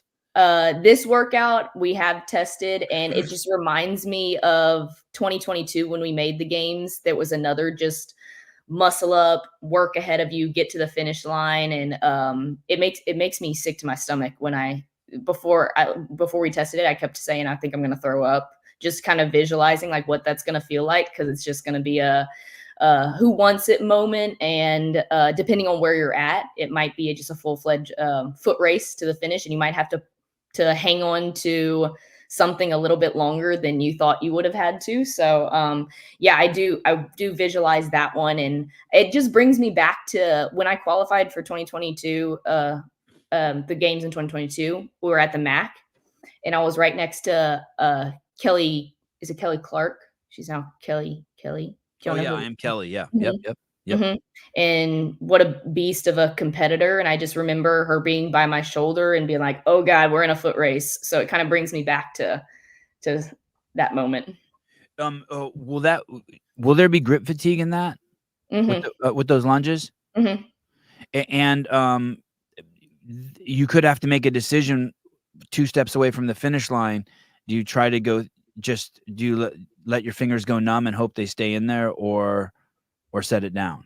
Oh, totally. You just hang on for dear life. But yes, thank you, Caleb, for bringing this up. Yeah. So this is just every time I watch that moment, I know exactly what that felt like. Tell us what's happening here. Where is this? What's happening here? This is 2022 at the MAC, and I'm in that foot race with Kelly. Uh-huh. And it Oh was God, she fucking looks like a monster next to you. I know. Look She at was her. rock She's solid. something else. Jesus Christ. So it was like a so many foot, maybe 30-foot lunge or something to the finish line after some shoulder to overhead. And I remember doing the last shoulder to overhead before starting the lunge. And I did like a set of 3 and just decided to start walking. I go, shoot, there's no turning back now. So I just tried to lock in that bar as much as possible. And then that last step, my elbows just buckled and everything went black at that point. And I was like, I remember rolling onto the finish line when it was all over saying, "Oh no." Like I lost the whole thing because I lost the race, but luckily What gave out there? What gave out there? Didn't even look like your shoulders gave out. It looked like it was your midline. my elbows. Your elbows. Okay, because My I thought lovely elbows. Okay, because I thought I saw your body wobble. Yeah, you're just numb at that point, and you're just kind of praying that it stays above your head. Damn. And so when you crossed the finish line, you thought, oh, the dreams are over. Yeah, I said I lost. I thought I lost, and I did lose that foot race. But I needed someone. She needed someone in between us, and luckily I was able to recover after 3 more no reps. And she didn't qualify, right? I don't want to be in this position this coming week. Okay. Well, I love. I'm going to go there and I'm going to do it behind the scenes. And I love the bubble athletes. I feel like that's where all the tension is, right? The tears, the drama, the fucking sweat, the nervousness. And when you say you don't want to be in this position, you mean before you get to the final event, you don't want to be like in 10th place. I don't want to be in that foot race again. Yeah. I mean, it's fun, but it's rough. Are 70-pound dumbbells heavy? Yeah, they're heavy, but we can move them. Yeah. I'm assuming you own some and you've been dabbling. Yeah. What about training with heavier? Do you train with heavier dumbbells too? Like, would you do that farmer's carry? Like try to do it with like 80s or 90s or 100s just as a solo piece? We've done some training with just holding on to some heavier dumbbells, like testing the workout. We wouldn't do it heavier. We want to get the actual feel for it and everything. But training wise, yeah, we'll hold on to some heavier things. And then just a few years ago, that would have been an impossible workout for you. I mean, every year I feel like this year I'm very confident in the weights that are written up there for the workouts and everything. But every year it feels like you're chasing down, at least for an athlete in my position, I'm always chasing down heavy weights, like maximum, like if there's a ladder, there's always something that I need to chase down or PR or get close to my PR and everything. So but yes, these are very doable. Something like last year when we were, oh man, last year's semifinals, when everything just felt super heavy, that was a year where I felt like the training that I did leading up to that was just a beat down, just because I felt like I was just moving maximal weight for so long. How did you do last year? Horrible. It was a horrible year. What place did you finish? I think I was in the 20s at semifinals. It just wasn't my year. For programming was really heavy. It was just a lot of, I felt beat up after semifinals just because it was heavy. So you went to the games, you had an amazing experience, then another year passed and you didn't make it to the games. Did any part of you be like, okay, that was my run, I'm done? There was no, not full honesty. No, it just made me angrier coming back for next year, because I'm never going to let up on qualifying for the games one time. I have to, no, that's not how we're going to end that story. But, after semifinals last year, I was heartbroken for a little bit of time, but I mean, you get over it. Hey, are any of your friends from high school having kids already? Yes. I'm in a weird stage of life right now. Yeah. What are your thoughts on that? Like, for historical purposes, are you like, okay, I'll have kids when I'm 35, or you're not going to have kids? Like, what do you even think about it? I mean, I wasn't thinking about it at 24, but I think about how long I want to compete and how that weighs into stuff like that. My biggest thing is, isn't it weird? You guys grow babies, and so like if you this other thing, don't even like, get me started on how weird babies are. like My you sister grow just- babies, but you can't do this other thing while you're growing babies. Although, fuck, look at these girls who grew babies and I then don't know. They're still did it, and then came back and did it. freaking Andrea Nisler. Oh yeah, that's insane. Wild. Right? I mean, even Tia and Annie, the whole thing is and then there's been girls that there was a girl I'll never forget back in 2009 on Tommy Hackenbrook's team, and they won. She was breastfeeding in between heats. Wow. Yeah. It's been amazing. It just at our gym, the gym goes through stages where every now and then we have our mamas to be working out and everything. And it is incredible to see the women go through their pregnancies and how fast their body bounces back, and how fast. We were just talking about this the other day because we just saw one of our members that just had a baby, and she's rocking and rolling in classes. And does being around the babies make you want, being around those babies might make you want to have one too. Like, I think like there's some sort of like chemical shit in the air that floats around between you guys. My older sister just had her first baby. So I'm Auntie Big Becca. Oh, congrats. That's awesome. Congrats. Yeah. And I like being the fun aunt right now. So yeah. It's the best. I mean, there's shitloads of time. I mean, the years of having babies at 24. But I wonder now, because like, I mean, you're obviously mature. Your life's getting together. Like basically, other things will start playing a factor. You have a stable relationship. You have a good gig. You're getting more and more mature, and so those thoughts will creep into your mind. Do you think you're gonna have kids? We've had conversations about that, and I feel like it's just one of those things where when when your relationship's ready for that. Yeah. And there have been many times, I mean, obviously Matt and I have our age gap, and I just make sure we're on the same page of just like, hey, do we still want to do this? And very thoughtful of you. Very thoughtful. My job in my relationship is making sure he's happy too, because if he's not happy, I'm not happy. And I don't want to take away from that at all in the rest of our life, but we're both in it to compete hard where we're at right now. So yeah, that's awesome. And on the other hand, it's weird asking you that because at 24, you're still a kid. I mean, like you can look back and be like, oh yeah, I'm still a kid. Like you're not that far away from being a kid. I feel old. No, you're not. Do you have any training partners? Do you train with anyone? Anyone high level athletes? just folks, and I mean, really no. And that's where people have asked me many questions for training and like why I'm not part of camps or do I go to any get-togethers with camps or anything. We just have a group of we had like 32 quarterfinalists this year.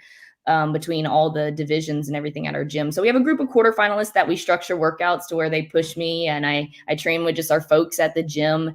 Every now and then there'll be some great athletes that stop by for some training sessions and everything that we push each other. So other than that, no, it's usually just me and myself and I just train and coach all day. So I train in between the classes. Who will go with you to Carson besides Matt? Will your parents or your sister or anyone go with you? Yeah, my parents will go and his parents will go. And what do your parents think about what you're doing? Does it are they excited but stressed out? Oh, they're full-fledged fans. My dad, which he's probably watching right now because he's a big fan of you guys now too. Awesome. Hi, Dad. Hey, Dad. They're just full-fledged fans. I mean, my mom is what she got me into all of this, and years down the road, we finally got Dad into CrossFit and taking care of himself and working out with us at the gym and everything. And now he just loves watching competition, and he's kind of at the point where he's like, I've loved watching you guys grow up, and now it's fun to like be by your side and cheering you on through all the adult things that you guys do, whether it's like being a grandpa now or watching me try to compete and become a pro athlete and everything. So yeah, he must be ecstatic that your mom and dad must be so excited that your sister had a kid. Oh yeah, they're loving being grandparents. Yeah, I wonder if I'm so old. I wonder if I'm going to get to have grandkids. My kids are, how old's your dad? 57. I'm 59. I'm 52. I guess he's a little older than me. I'm 52, and my kids are 7 and 9. Maybe I'm 58. I won't be 59 until next month. The tennis stadium. You haven't ever competed in there? No. The year I was there as a teenager, they took top 5 to the finale, which was in the tennis stadium, and I did not make that. So I've been in it. Just as a spectator. So you're excited? Yes, stoked. I'm just totally honored to step foot in there. The part of going there and having to see people that does anything about it stress you out, like the social interactions? Or is any part of you like, hey, I want to go there and compete? Like pulling up to the stadium and getting out of the car and like having to like walk to where you go. Does any of that stress you out? Like seeing people you don't know who know you from the internet? No. Okay. No, luckily I've had just really positive interactions in person. And it's kind of one of those things where maybe if we were competing live more often and running into a lot of people all the time, I mean, it'd be different, but we don't, I live in a dungeon and train in a dungeon. So in a positive. That doesn't make you anxious socially? No. Oh God, I hate that part. I mean, maybe there would be one person I'd be like, I don't want to talk to them, but no, I can't think of anyone off the top of my head. Are you open to people coming up to you and asking for autographs and pictures and all that shit? You're open to that? Absolutely. Yeah. No one come talk to me. The 3 of you that want to meet me, do not come talk to me. Just see me and look the other way. Do not come say hi. No, it's going to be a lot of fun. And I hope there's a lot of people going to Carson just to relive like the history and everything. Like, how cool is that? I never thought, like, when we left Carson, when they said the games were leaving Carson, I was like, okay, we ended it right there. I'm probably not going to come back to this place. And now, bam. When I was fired, I never thought I'd be back. I honestly, when I was fired, I thought, oh, I'll never pay attention to anything to the games again. And now I'm more immersed than ever. It's so weird. We're in such a weird place because I feel like I get similar vibes from you guys and everything. Just Matt being, he opened his affiliate in 2011 and we're still affiliated and everything. Like, we're those diehard CrossFitters that'll go down with the ship and believe in it. And I want it. And I believe in it so much. I want it to do such great things for the world and everything. And It will. We're still out here working hard, trying to change lives. And one of the most powerful things like I've ever heard, and Matt actually told me this. He was like, "Let's just focus on making our corner of the world better, and hopefully it just keeps growing and everything." And I love what we do as a CrossFit affiliate, so we'll keep rolling with it. Do you drink coffee? You do drink. Is that your? And do you drink it for the caffeine? Yes, and a little bit. I like coffee, just the taste. Do you drink? Do you do pre-workout? No, I don't. I've never gotten into pre-workout. What supplements do you take? Do you take creatine or Yeah, just protein and creatine. So before workout, do you do a shot of espresso or anything? Like, do you have any like do you have any? No, I have hydration packets that have a little bit of caffeine in it that sometimes I have, but I've even cut out coffee before training just for hydration purposes and everything. Who is your sponsor? Do you have any sponsors? I have Uno. I have an apparel, kind of halfway apparel. They're just really good friends that help me with my apparel. So shout out to Cambro Apparel. They're based out of Texas and here with me. And Resin Hydration is little stick packets that have hydration, but they have a little bit of caffeine in it. So if you're a caffeine lover like me, do they sponsor any other athletes? Yeah, I believe if you scroll back to the top, there's Freya right there. And she went to the games the same year I did. Who owns that company? Do you know them? Do I know them? Are they a CrossFitter? Yes, his name is Matt, but they're based out of Newfoundland. Oh, it's kind of amazing. Is that a country? Newfoundland? Is that island in between Greenland? Where the fuck is Newfoundland? Is Newfoundland between? That's a dog, isn't it? Is Newfoundland between? There's Greenland. There's Iceland. Where the fuck is Newfoundland? Is that the capital of a country, or is that actual country? Canada. Oh, please, no one clip that. Oh, yeah, it's a state in Canada. Thank you, Sarah. Okay. That's why I'm tripping. Okay, Canada. Well, let me see the map. Wow. Where the fuck is Newfoundland? Oh, that one over there. Okay. Yeah. God, who the fuck lives there? That must be wild living there. I've never been out of the country, so. And where do you're in Louisiana? No, I'm in Texas. I'm in Dallas. Oh. We're right next to Dickies. We got to make it. Oh, shit. Are you a city girl? You live in a city? We're right north of Dallas. So, yeah, we're in the city. Do you see cows every day? Like if you drive out of your house, like to go get a gallon of milk, do you see a cow? So we used to have cows right across from the gym, but there is so much construction and building going on for the airport and turning it into a city that we do not have I do not see those cows anymore. So, but I am originally from Louisiana. You got that? Yeah, you seem like a small town girl to me. You don't seem like a city slicker. I mean, I don't. To be fair, like if you come visit us in Capel where we're at, and you're like, hey, what are some fun things to do in Dallas? I don't know because I never go into Dallas. Gotcha. Okay.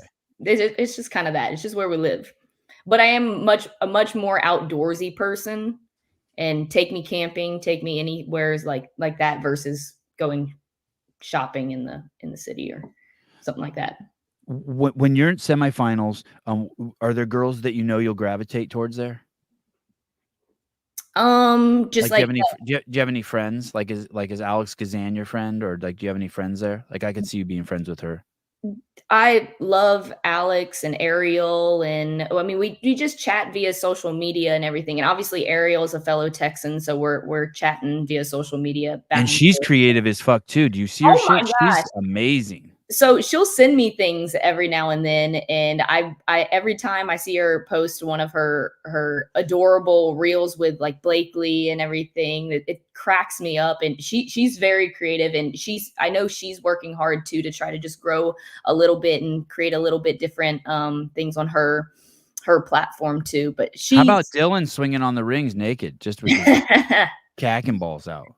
Dude, I love that. And when people are there kind of making fun of themselves and doing, and that's totally, you could tell that's totally her too. And Ariel's someone I look up to because I think she's the most chill competitor I've ever met. But to answer your question, and great balance. It looks like she presents like she has good balance in her life too, right? Like a fun husband, Oh. fun life, but also serious as a heart attack when it comes to competing. So to answer your question, like I know all the girls and have nothing but positive interactions with them when we go see each other like once or twice a year. It would be wrong for me to say like I'm best buds with everyone because I live in my little Bolt world over here in Capel, and I'm just mainly just see them at competition, but nothing but good positive things to say about them. Well, Are you a chatty Cathy when you're in the corral, or you No. no. no.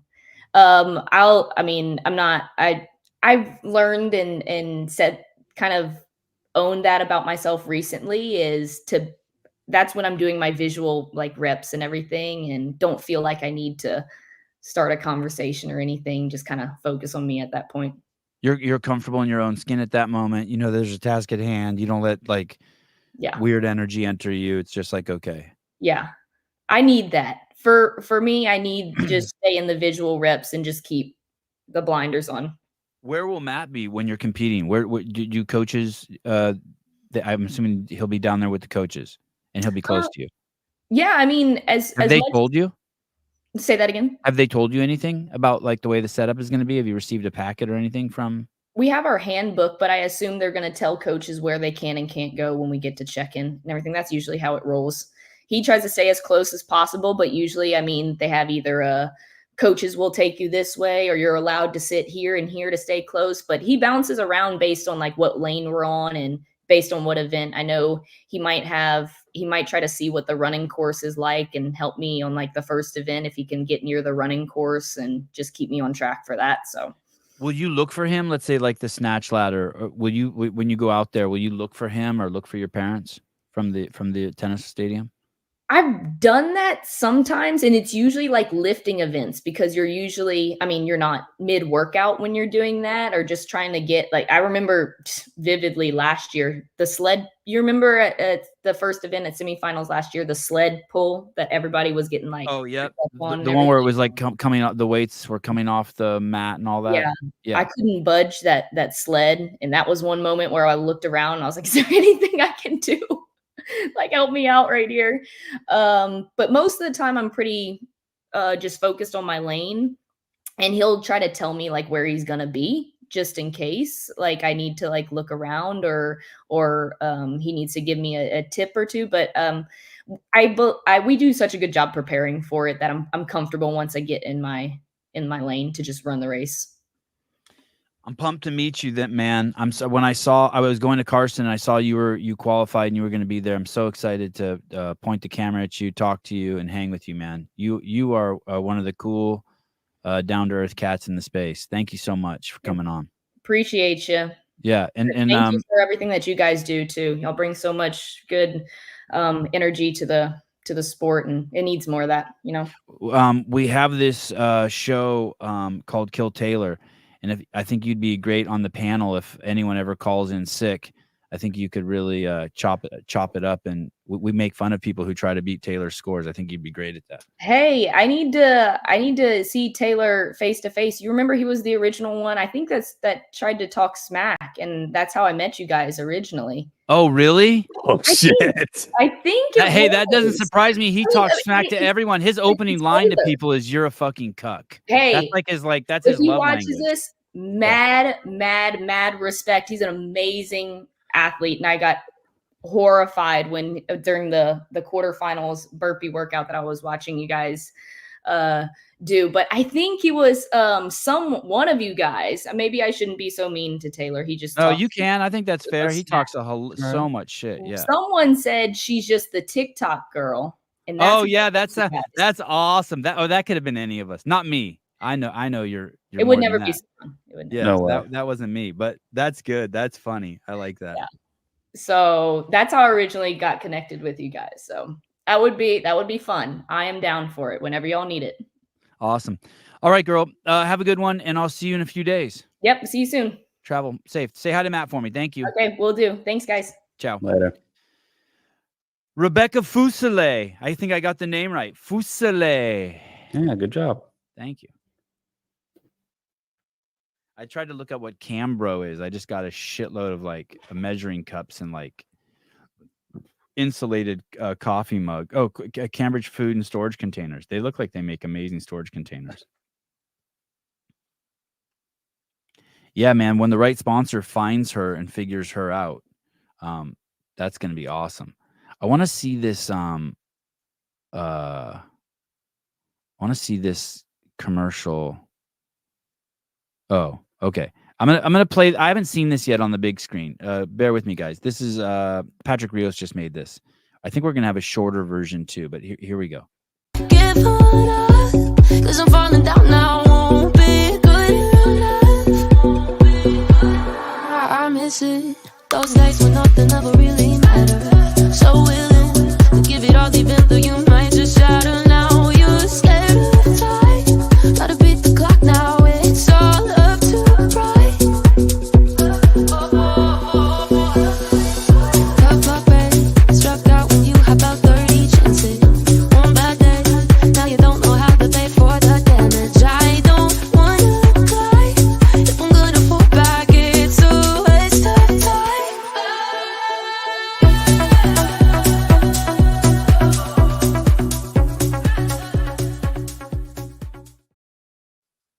Shit, that's good.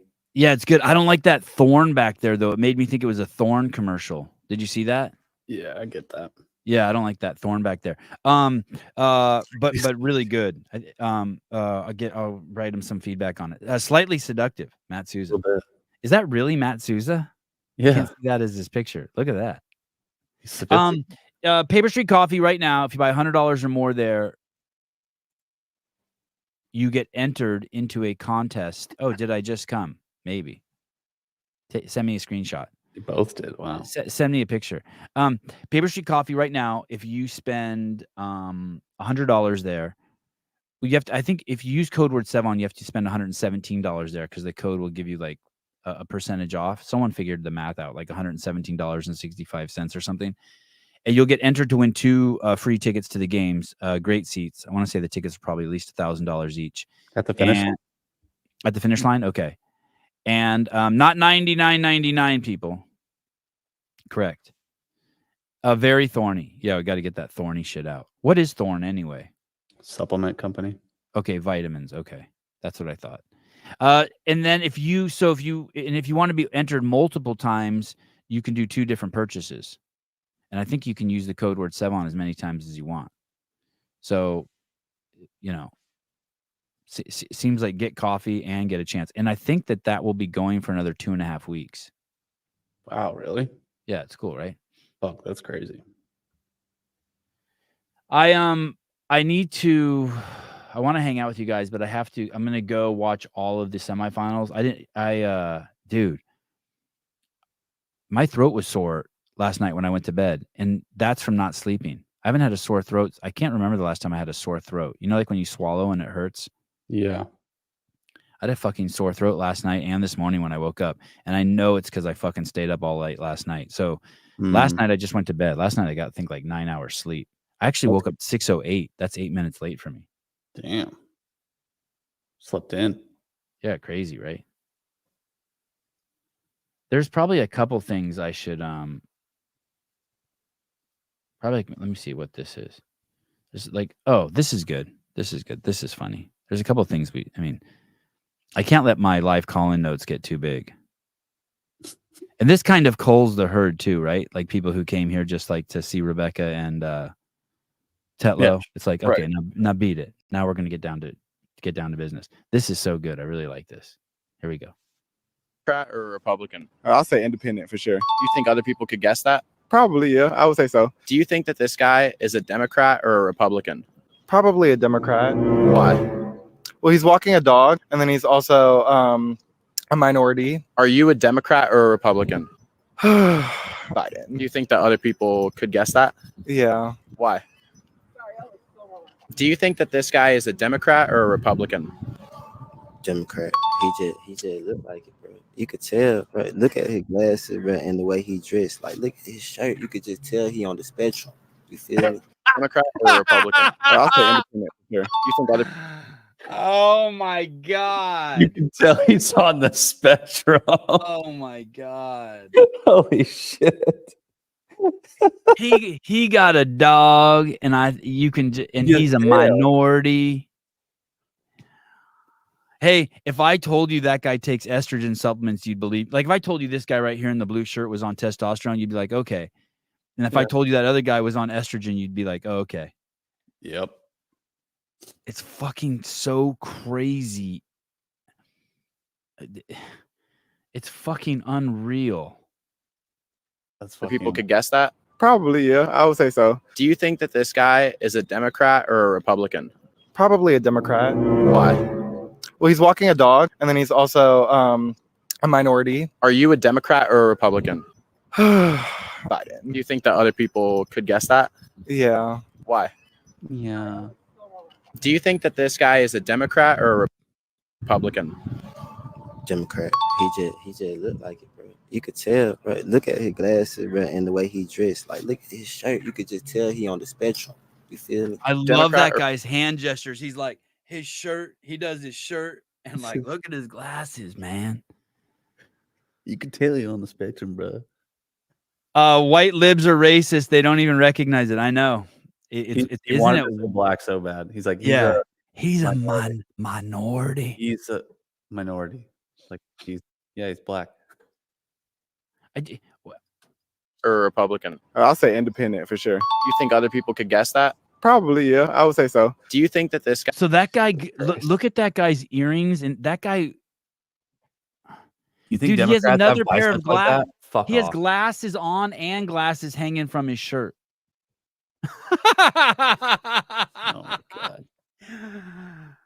Hey, dude, at that point, why is your shirt even tucked in? What the fuck is that outfit that guy's wearing? Look at his belt. Like, do those shorts and belt and shirt all come together and the bandana? Goodwill special right there. That guy's forearms looks like he's never picked anything up, dude. The black guy with biceps, he could have picked him up and thrown him probably. Look at that guy's forearms, dude. Fuck, that's hilarious. Can't even tell what they are. Is that a dude or a chick? How about the black dude on rollerblades behind? Oh shit, I didn't even notice What that. city is that? That must be like Austin or something. Where the fuck are there black dudes rollerblading? Guy is a Democrat. Austin, yeah, that's gotta be Austin. Look at that guy's earrings. Jesus criminy. Fuck, that's funny. Oh, fuck. Atlanta? That's Atlanta? Oh, maybe. Amazing. So good. Aren't stereotypes are so fun. The best. What was that one called? I forget what was that one. Men and women. Oh no, that one's called Democrat or Republican. Hey, that would be a great. That would be a great skit. When I saw that guy doing that, I was so jealous. I was like, oh god, I wish I had thought of that, or I had like the time to go out and do that. I wish I had the. There are a desire lot to of do those. that. They're funny. Man, oh man. Here, we do one more. Here we go. This is pretty good. Rambler Austin's crazy. Yeah, I believe it. No, dude, that guy is not transitioning. That's a full-blown like liberal man in all his glory. I wish it was someone transitioning, but it is not. All his glory. Okay, here we go. Watch this one. Here we go. The thing about cancel culture and free speech and these things is, what if you have a message that's like woke, but you say it in a way they don't like? Like, what if I made t-shirts and it just said, racism is retarded? I'll wear that shit. Because they'd be like, wait, well, okay, yeah, no, I agree with the mess. Why'd you say it? Oh, do you think racism isn't retarded? No, I do. I'm gonna come back to you, okay? Here's the thing about It's cancel. fucking genius, isn't it? That's so good. Hey, dude, I might make a shirt like that. Racism is retarded. You should. It'd be perfect. Nobody would know what to say. What? I mean, that is fucking brilliant. Look at even Chris knows. Oh my goodness, racism is retarded. The thing is they won't say that you said that. They'll just say you said the word retard. There'll be no context or just nothing. Just, hey, did you see this chick Crockett, this black chick, and Marjorie Taylor Greene and AOC fight? Have you seen this clip going around? No, I haven't.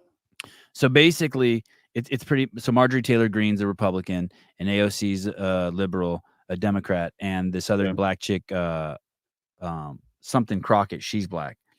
And this chick Crockett, this Democrat, says to Marjorie Taylor Greene, she says, "Hey, Marjorie Taylor Greene's talking, and she says to her, she's not even being rude. She goes, 'Hey, do you know why we're here?' Because Marjorie Taylor Greene's off subject." And Marjorie Taylor Greene responds just kind of bitchy and goes, "Do you know why we're here?" And she goes, "Yeah, I know why we're here, but you're talking about A when we should be talking about B." And Marjorie Taylor Greene goes, "Well, maybe you can't read. This is like in a fucking like congressional meeting, right?" She goes, "Maybe you can't see because your fake eyelashes are blocking your view of the sheet of paper." So AOC gets crazy. She's like, "Oh no, you didn't, baby girl. You better apologize to her," talking about the way she looks. Well, then I don't know if it was AOC, but here's the thing. You know how people say Democrats are racist and they didn't even know it? So Marjorie Taylor Greene makes fun of her fake eyelashes, right? But this fucking bitch comes back calls her a fucking butch. It goes straight to fucking attacking. Like, listen, if you're a Democrat, you can't call someone a butch in a derogatory term. She called her a butch. She's like basically makes fun of her for being a CrossFitter, right? She says she makes fun of her body. She calls her like square bodied butch. And I'm like, wait a second. She went from fucking talking about your eyelashes to you fucking making fun of her for looking like a lesbian. Like, you can't do that. That's why you can't call someone gay. You can't be like you're gay because then you're insinuating that gays be bad, right? That's the whole reason. You make fun of someone's eye. There's levels to fucking like talking shit about someone. Like, you can tell your wife like, "Hey, fuck you," but you call her and you might recover from it. You call her fat, you ain't coming back. Right. You ain't coming back. You're dead. You're dust. You're gonna hear about that shit in 5 years. Hold on. Remember that time you called me fat? Nuh-uh. I called you fat with a P? No, with an F. Oh, I know. I don't remember that. How the fuck you found it? It's crazy, dude. When she called her a butch, I was like, please tell me what. I don't think you know what you're here for, said Miss Green. I think your fake eyelashes are messing up what you're reading. Now so I think, that's inappropriate, but it's like, whatever. But listen to this. I'm just curious to better understand your ruling, Mr. Crockett told Chair James Comer about Mrs. Green's jabs. If someone on this committee then starts talking about somebody's bleach blonde, bad built butch body, like all of a sudden, all you're referencing there is that dykes are ugly. That's all that is. She just drug in a fucking whole class of fucking liberal voters. I apologize because I know most of you lesbians are flipping the script now. You guys are the first to wake up. Congratulations, by the way. I don't know. Maybe it's a tie between you and the black people. Let me see. Lower down a little bit. No, I want to see what the rest of that sentence says. That would be engaging in personalities, correct? I don't even know. That would not be engaging in personalities, correct? Bad built butch body.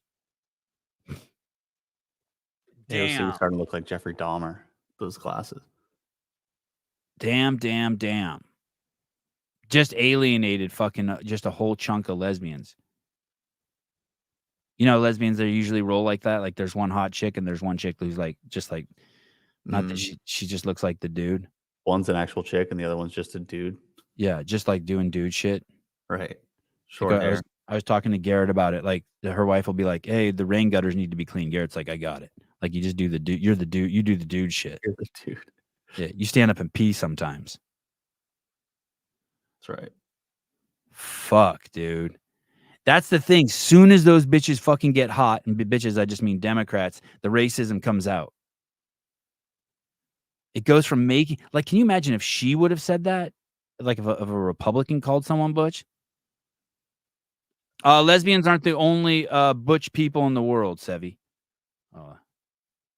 That kind of warmed my heart that she called me Sevi.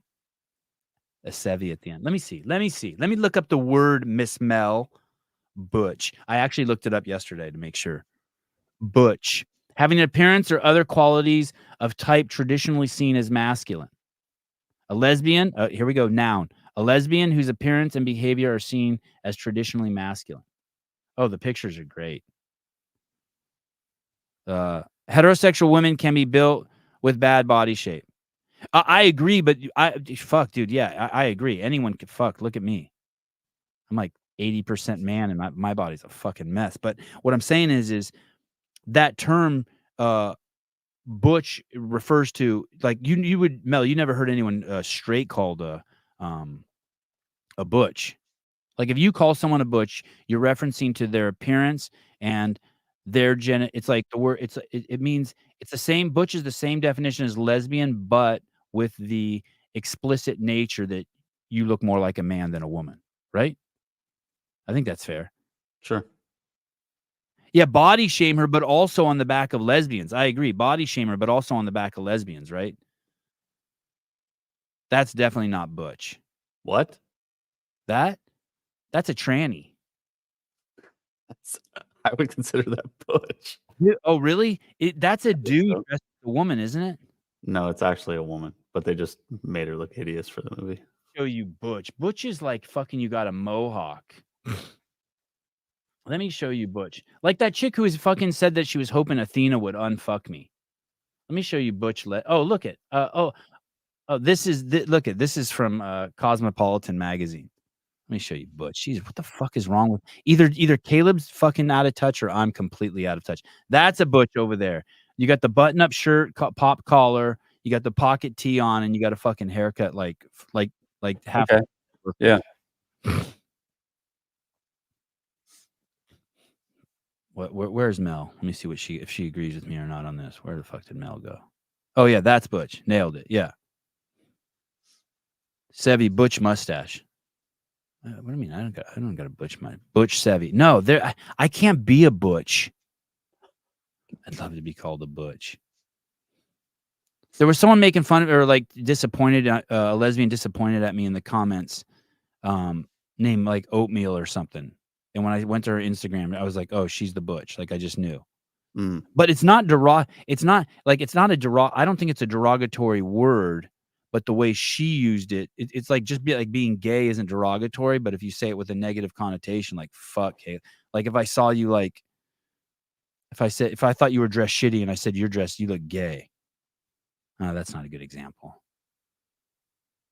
Oh yeah, like here, bears are gay men. That's like the big hairy man, right? Bears are gay men. That's what they call them? Oh yeah, lipstick versus Butch. Anyway. Huh. I just think that there's levels to, like, I just found it fascinating that the Democrat went straight to fucking insulting lesbians. Bears are masculine, hairy, gay men. Okay. All right, I'm tracking Brianna. We already talked about I think yesterday we talked about the dude who jerked off on the chick at Whole Foods. Yes. All right. Oh, look, I think I have the audio clip of it. There's an audio clip to this? Yeah.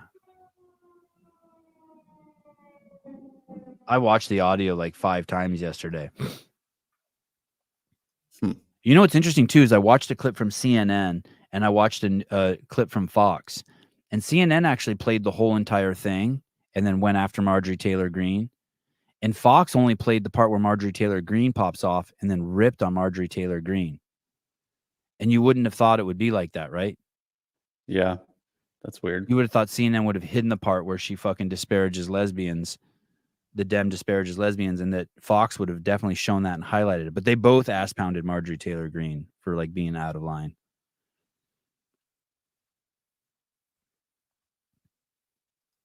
I watched like 5 times yesterday, maybe 20. Watch the audio. Dick Butter, Fox isn't MAGA. They have video of it. They have video of the exchange. It's out. It's like it's everywhere. The guy who did it looks kind of funny. The guy who did the what? Ejaculated on the woman at Whole Foods. Oh yeah. Like his mugshot's pretty funny looking. See if I can find it. 2 conversations at once. That's my favorite. Okay, I can't. I want to fuck around with you guys all morning, but I'm gonna go watch. It's 9. I'm gonna go watch 2 hours of semifinals, and then I'm gonna come back with John and Hiller and JR. Oh, it's Usher. Oh, let me read it. Let me just read it. Fuck it. Let me read it. This is so funny. I see this gentleman walking down the aisle who's pretending to be shopping, and he's holding a basket, and he's looking kind of like a normal gentleman, like late 20s and 30s. Nothing like extra suspicious about him. Dr. Sabine Lavelle, a plastic surgeon, recounted to Fox 5 after the incident. I bent over to grab the chips, and as I was doing that, I felt something like wet and warm on my back. So I put my hand on the small of my back and then saw that it was like this gooey white substance. And I turn around and see this guy looking at me, and then he zips his pants up. Hey, dude, I'd have never guessed in a million years it was a black dude. That dude's way out of his lane. You know what I mean? Not stereotypical. No. That's so fucking white dude crackhead shit. Yeah, it is. At a Whole Foods too, of all places. Yeah. Fuck. Hey, dude, how big would the load have to be to go through? Did he fire it on her bare back? No, I think it was on her clothes, but he had like unzipped his pants and let it fly on her back like that. But how would you feel if someone shot a load on my back? I don't think I'd feel it. You probably would. Just like a change through your clothes, dude. Yeah, I mean, think a load? You would feel a load land on your back? If you're bent over, your clothes are like tight against your back, right? And then you literally have something land on your back. Okay. And I feel like when you touch semen, like, and you pull it back and look at it, I think when you touch, I think semen only looks white for a second too. As soon as you touch it, it loses its color or something. You know what I mean? Like, just something about it doesn't make sense to me. She bent over to pick up the chips. She felt it, and then she looked at it, and it was a white gooey substance. I don't know. It's like lotion when you put it on your hands or face and you rub it in, the whiteness goes away. I can't see you pulling up. What? That is not how cum works.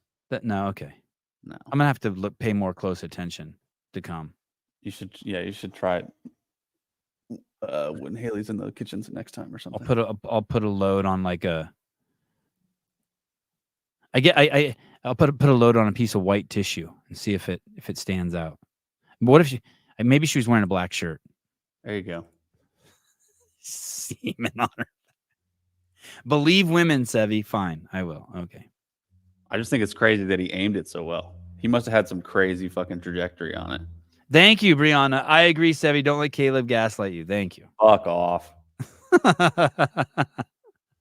Let me gaslight someone whenever I want. Jake sounds like sexual assault.